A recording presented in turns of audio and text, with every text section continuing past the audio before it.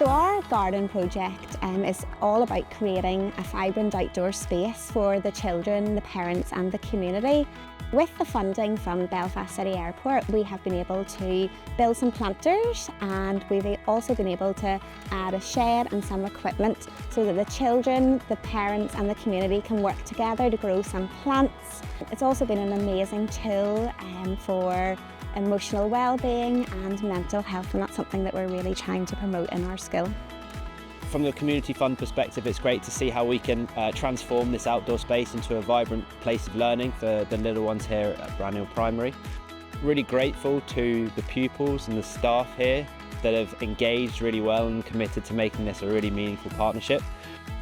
It's going to be really interesting to see how this project develops as we continue to enhance our partnership as two organisations.